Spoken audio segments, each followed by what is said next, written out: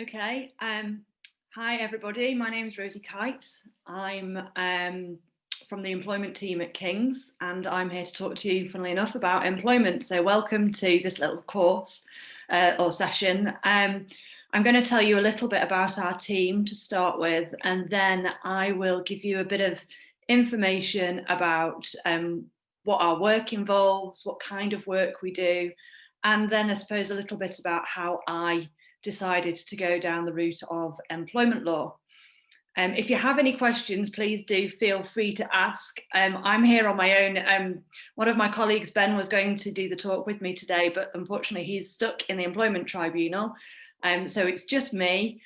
So I might not be able to answer questions straight away, but I will try to keep an eye on questions from people as we go along, and maybe I'll just answer those at the end. So, who's the employment team at King's? Well, we're a relatively small team in comparison to some of the other teams at King's. There is a core team of about 6 of us, and a wider team drawing from some of the other experience across chambers of about 10 of us. And we are led by a chap called James Boyd, and we are clerked by a chap called Paul Clark. And so that's our team, and we've got quite a broad range of experience, really. I'm the most junior in terms of call, but my background is that I was a solicitor for a number of years before joining Chambers. So I made the transition from solicitor to barrister. And so whilst my call is relatively low, I was called to the bar in 2018. I do have quite a bit of experience in employment law to bring to Chambers. So that's that. So we've got quite a balance of team members in terms of call levels and experience and different personalities as well. So we're not all just the same type of person. We're quite a good mix, and we're quite a collegiate team as well. Obviously, coronavirus has made it a little bit more difficult for us to catch up in the same way as we would have done before. But it's manageable, and we're quite a close-knit team.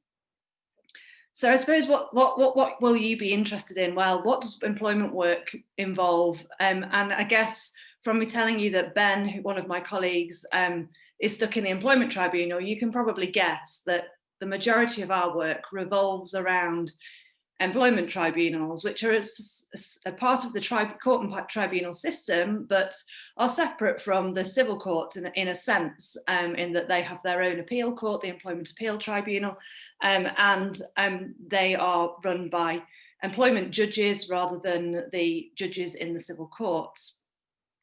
The employment tribunals don't work on a circuit basis, so if you do employment work, you could be in, for example, Croydon Employment Tribunal one day and Newcastle upon Tyne Employment Tribunal the next day.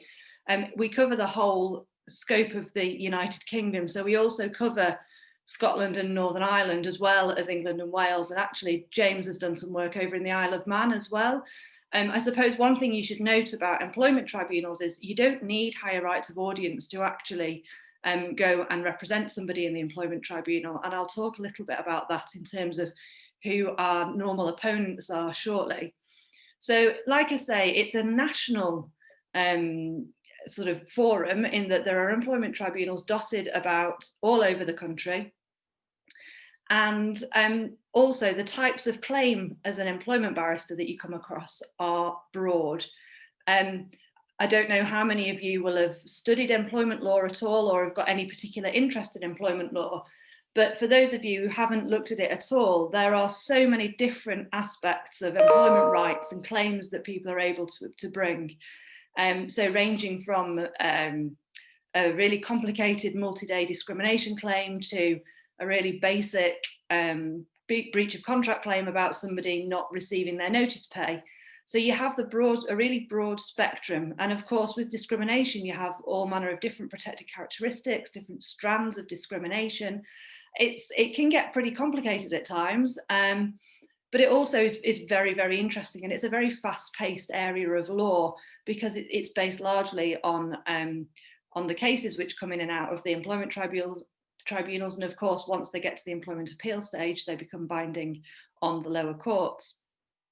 So you've got a really wide variety of claims. And quite surprisingly, you might think, given that some of these claims are very, very complicated, we also come across an awful lot of litigants in person. So I would say that probably more than 50% of the work that I do in the Employment Tribunal is against a litigant in person. Now, I do an awful lot of work acting for companies, so acting for employers. I would say probably 70% of what I do is acting for employers defending claims. But in the employment team, we do both. So we act for claimants and we act for respondents. And respondents are just what you call defendants in the Employment Tribunal. So when I'm usually defending an Employment Tribunal claim, I tend to come across an awful lot of litigants in person. And so you've got individuals who've perhaps been dismissed from their job, acting for themselves in the Employment Tribunal.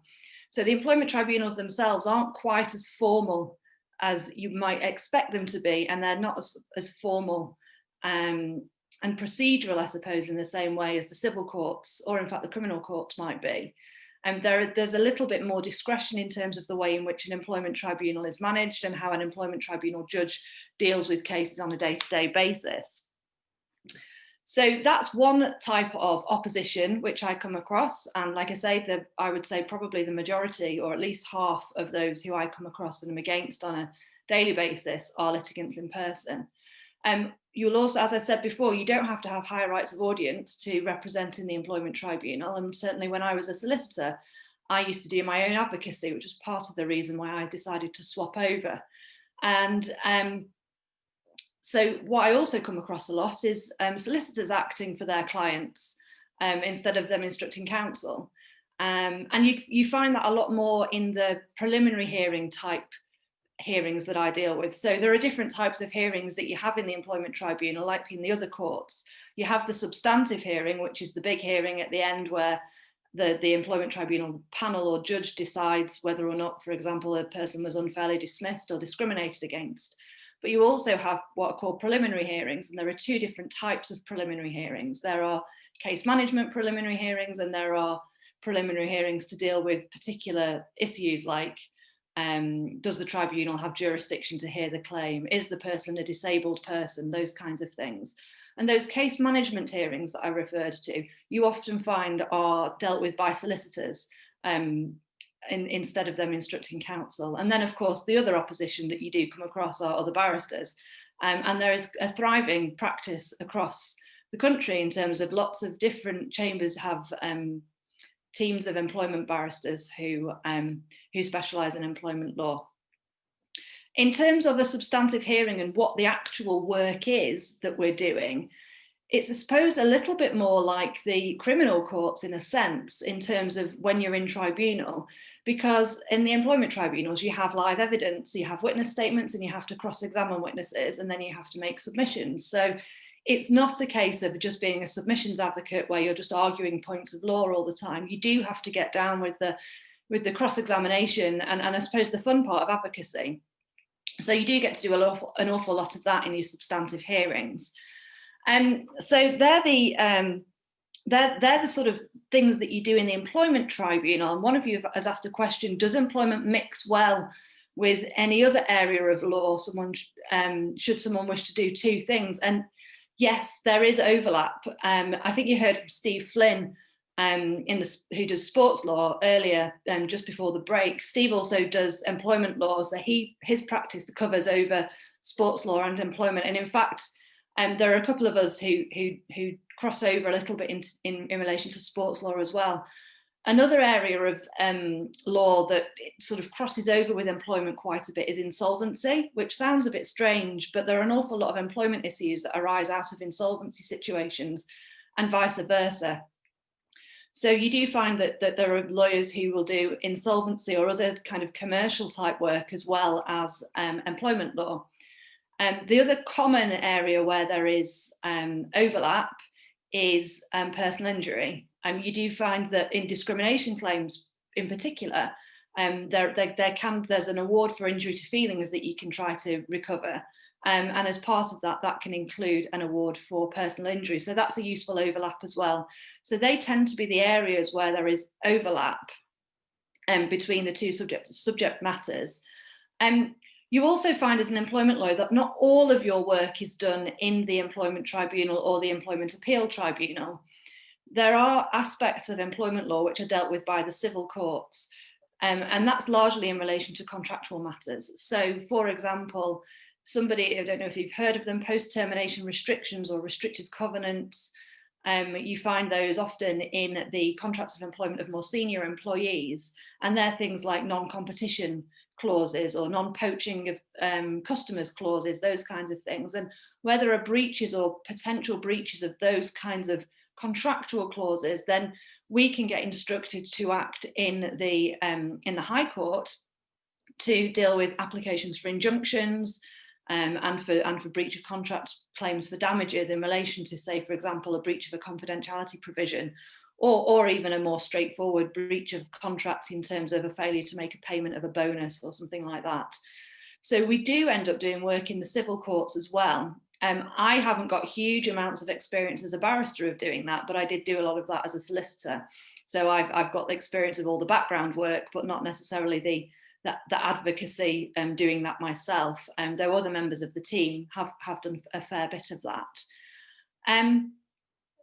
I suppose what I haven't touched on particularly is the paperwork aspect of employment work. And I suppose the reason why I haven't really touched upon that much is because there isn't very much of it. It's not a paperwork heavy practice area. I know there are other practice areas where barristers spend an awful lot of time doing paperwork rather than being in court.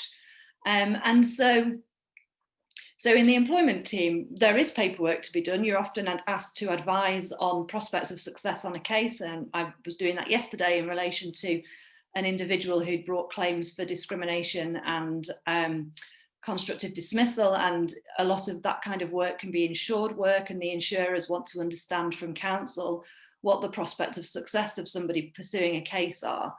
So there is that type of work to do. And also what you find as well is there are some in-house lawyers who maybe aren't employment specialists who need to defend a claim, but rather than draft the defence themselves, they will instruct counsel to do that for them. Occasionally, you also get asked to draft witness statements for cases, but if you do the witness statements in a case, you can't then do the advocacy. So there's a little bit of a balance to find in relation to that type of paperwork element. I guess the other area which I find very interesting and do tend to try and get involved in, which isn't strictly law as such, but is employment related, is in the area of disciplinary and investigation type work.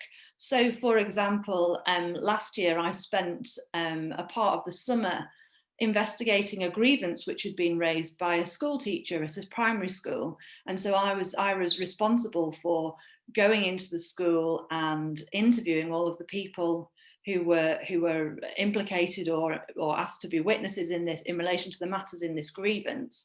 And then it was up to me to essentially make a decision as to what should happen next, whether or not the grievance was well-founded or whether it should be rejected, and how matters should be progressed after that. So there is that opportunity to do that kind of work as well. And there's also the opportunity to apply for roles on panels, so sporting disciplinary panels, those kinds of things, where you can chair a disciplinary panel in relation to maybe not an employment related matter, but say, I don't know, in relation to somebody cheating at a sporting event or something like that. So there are all sorts of things that aren't necessarily directly employment law, but which as employment lawyers, we have the skills and capacity to be able to do and to diversify a little bit.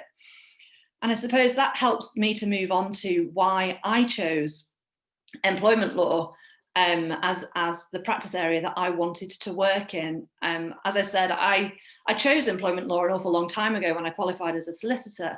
And I did that at the time because I'd worked in commercial law firms where employment law was, I suppose, the only practice area really that got under the skin of people, that was about people. It was about how people felt, what they were doing in their jobs, and was more real to me. And it involved, I suppose, quite a lot of psychology in terms of trying to understand and communicate well with people, and to have empathy in relation to what are quite difficult things that people have had to go through. I found that far more interesting and stimulating than perhaps looking at a commercial contract for the provision of bottles to a brewery, or a big long pension deed, or a planning application, or a dispute in relation to a property development, I just found that the people element of it was more fascinating and more interesting.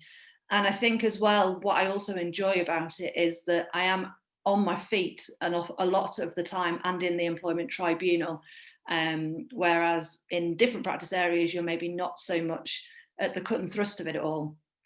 So that's a little bit of insight into why I picked employment law. So that's me talking for 15 minutes, and I hope it's not too boring for you. I've seen that you've all asked quite a lot of questions, so I'll work through each of the questions in turn. I think I've answered one of them, but the first one that was asked is it easy to transfer from solicitor to barrister? Would you recommend it? I would definitely recommend it, because obviously I did it and it definitely worked for me. For me personally, it was absolutely the right move. I suppose a lot of people try to make the transition when they're far more junior than I was, and I think it can be more difficult to do that if you've not got as much experience in the particular practice area that you want to transfer into, or if you've not actually got advocacy experience. So because I did employment law, I had advocacy experience already from having done my own employment tribunals. And so when it came to putting the application in, which is what you need to do, I had examples of things that I'd done and transferable skills that I could use, and that I've built up over a number of years. So I think that made it more straightforward for me, and it also meant that some of the other hoops and other people need to jump through to make the transition, I didn't have to do. Notwithstanding that, I did still have to do some exams, some advocacy training and an ethics exam, which, having not done ethics exams for a considerable period of time, I found quite stressful, and had convinced myself I was going to fail it, but fortunately I didn't, and it was all fine.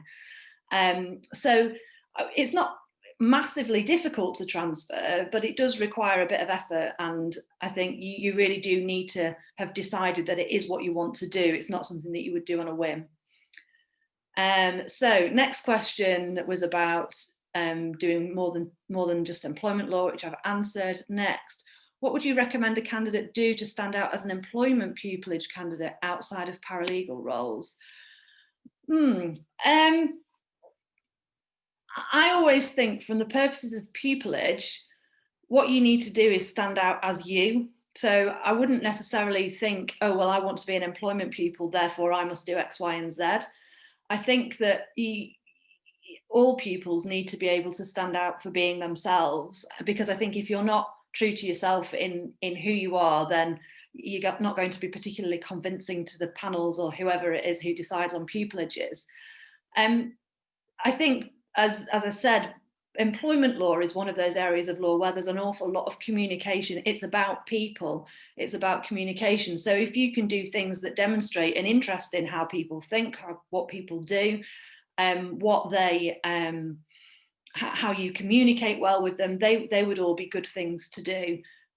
Before I became a solicitor in employment law, and I suppose I wasn't doing it purposefully because I wanted to do employment law because I didn't know at the time, I spent some time working in a HR team in a borough council, so looking at employment contracts. And so I suppose that kind of work experience would be useful from an employment perspective, because obviously HR people are dealing with employees, dealing with employee relations matters. And I suppose other things that would be helpful would be things that maybe involve training, public speaking, doing presentations, that kind of stuff would probably be useful in terms of giving you being able to give examples of the skill set that you might need to be an employment pupil or an employment barrister. Just a little bit, I suppose, on what it's like being a pupil. I did do a pupillage, albeit it was a shortened one, and it was a little bit different to what you might expect as a pupil ordinarily at King's, I think. Mine was only a 6-month pupillage, so 3 months non-practicing and 3 months practicing. And I suspect that when I did start practicing, I was thrown in absolutely the deep end, and a pupil who didn't have the experience that I had probably wouldn't be thrown in quite so deep, quite so quickly. But the non-practicing part of the pupillage was fascinating. Obviously, I spent an awful lot of time in tribunal watching the barristers in the team. And it wasn't just my pupil supervisor. I've shadowed a few different members of the team. And that was really good, because that helped me to see how they dealt with different judges, how they reacted and responded to the different personnel in the employment tribunal, and gave me some really good insight into how I might adapt or modify my style to best effect. So it was an awful lot of fun, but it involved an awful lot of travel as well. Lots of early trains, but I think you get used to that. And I suppose at the moment with Corona, there's an awful lot more video hearings and telephone hearings. So I'm finding that I'm not having to travel anywhere near as much as I was doing. Moving on to the next question. How does litigants in person or solicitors affect you? Do you win much more often than they do? Is there a temptation to talk down to someone without higher rights? No, I think that you always do have to be mindful of your audience. And so there is no point in talking to a litigant in person about a really complex authority and a particular judge of having said something in a particular case, because the chances of them having read it and not known about it are probably relatively small. And to be fair, I suspect that the chances of some solicitors, and I include myself in that from when I was a solicitor, having read the details of authorities and cases and which judge said what, is unlikely. So you do have to know your audience a little bit, and you do need to think about what their level of understanding might be, and what they want to achieve from the conversation that they're having with you. But I wouldn't say that there's ever a temptation to talk down to somebody at all. Why did I decide to switch from being a solicitor to a barrister? Mainly it was because the part of the job that I enjoyed the most was the advocacy. And as a solicitor, I did have the opportunity to do advocacy, but not as the main part of my job. I obviously had to do all of the other things that you need to do as a solicitor as well. And it was quite a challenge to fit it all in. I wanted to focus particularly on being in the employment tribunal, and not so much on the sort of the legwork in terms of the preparation. But what I did learn from being a solicitor was an awful lot about client care, which I think stands me in good stead in what I do now. But that's really the main reason why I switched over, was so that I could focus on the advocacy side of things. Alistair, what would you say is the percentage split between submission advocacy and cross-examination advocacy in the EAT? So in the employment tribunal, it's mainly cross-examination. It's mainly witness handling. There are preliminary hearings where it is just a matter of submission.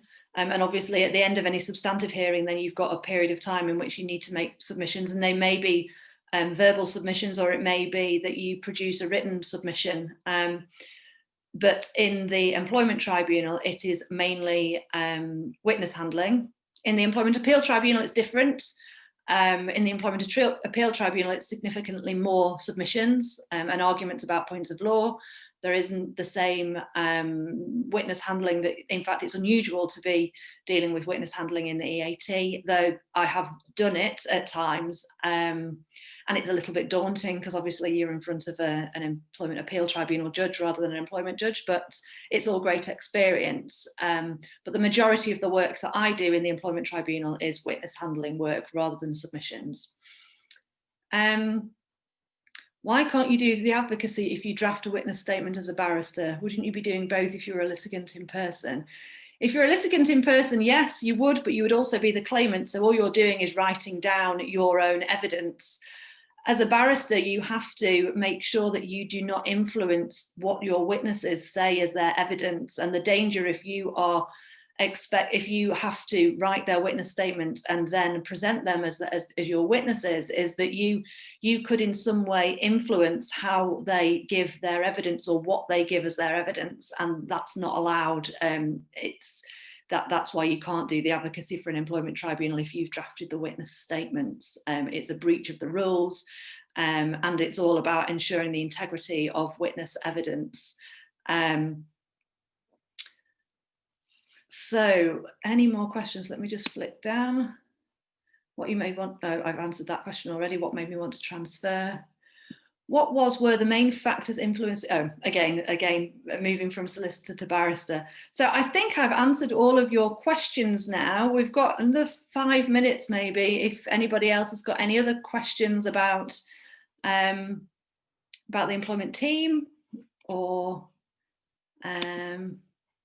let's have a look. Oh gosh, I've just found another load of questions as well. Crikey. I don't think I'm going to be able to answer all of these 18 in 5 minutes, but I'll give it a go. How has the Employment Tribunal adapted to accommodate COVID? Well, at first it was quite slow, but now it's really got some pace going behind it, and a significant amount of our hearings are now dealt with by CVP, Cloud Video Platform, which is the court's Zoom equivalent. It's very effective. There can be technological problems, but they're generally starting to work a bit better now. What claims cases do you foresee arising after the furlough scheme ends this month? I suspect there are going to be lots of claims in relation to redundancies, and I think there are going to probably be arguments in relation to pay entitlement, so unlawful deductions from wages. There may be grievances arising out of people feeling as though one thing should have happened and something shouldn't have happened. I suspect that what we will see is just a big increase in the number of claims. Work experience that you expect to see on an applicant's CV. I think I've kind of covered that in terms of what would be the good things to look at. And it's more around communication. Those kinds of softer skills, I think, make you a good employment lawyer. Is it true that employment judges are the strictest?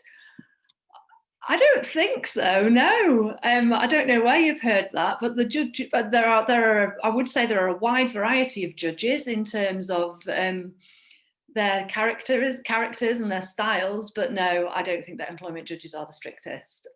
I think I would feel more nervous going in front of a criminal judge perhaps, but that's probably because I don't have the experience of that, and I'm used to going in front of employment judges now. Given that you're not required to have high rights of audience, are there any schemes which I could get some experience in the Employment Tribunal? I've just finished my BPTC. Yes, there are. I think you could look at trying to do some work in a legal advice clinic.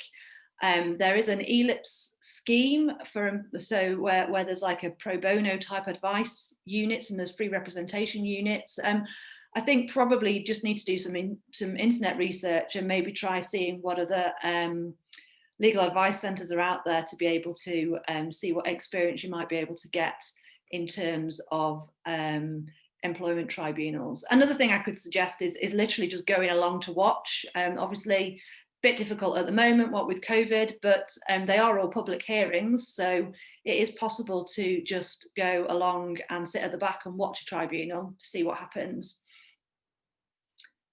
So then another question about solicitor to barrister, which I've already covered. Opinion regarding the free representation unit, completed training, submitted the test. Is it a useful thing to do? I think it would be a useful thing to do, and certainly it's not frustrating for people to have a go at doing that. I think it's a good idea to try it out. Following the Unison case on tribunal fees a few years ago, do you expect the government to try to reintroduce employment tribunal fees? How do you think this will affect the market? That's a big topic. I suspect at some point in time, yes, there will be an attempt to reintroduce employment tribunal fees. And I think it's something that the Law Commission is potentially going to be looking at in the future. How will it affect the market in employment tribunal work? I think that very much depends upon what kind of scheme in relation to fees is implemented. Obviously, last time what happened was there was a significant drop in employment tribunal work, but unfortunately it didn't work. It wasn't seen to be enabling access to justice, which was obviously why they were then revoked. Is there a good work-life balance in employment? I would say yes. I suspect some of my colleagues may disagree with me, but I think that you can make things work from a work-life balance perspective, certainly. There are times where you have to work really, really hard. If you've got a big hearing coming up, you probably need to work over the weekend to get prepared. But certainly, I would say that I have a good work-life balance. Another question about being a solicitor. Tips might juniors entering employment practice. I think I've covered that. More cases about COVID. Transition. Sorry, I'm just quickly flicking through the questions. I think I've probably answered most of them. Was there one particular case you tried in the employment tribunal which you found interesting? I'll answer that question last because I don't want to encroach on the next person's talk. I've had loads of really interesting cases. Some are very funny in terms of the subject matter, and some are really cringy, and you just think, I can't believe we're arguing about this. But I think my best case so far was actually acting for a claimant, and it was a claimant who had cerebral palsy who had asked to work from home, asked his employer if he could work from home and had been refused. And he brought a disability discrimination claim, which we won. And that was probably the case which was, I suppose, I got the most out of, and was incredibly interesting in terms of learning all about and understanding how this chap managed to sort of work things around. Sorry, I've not been able to answer all of the questions. I can try and work through them and answer them, maybe type through them, or perhaps if there's going to be some kind of method of getting back to people later on after the sessions have all finished. I hope you found that really interesting, and I will hand over now to the next person in the next talk.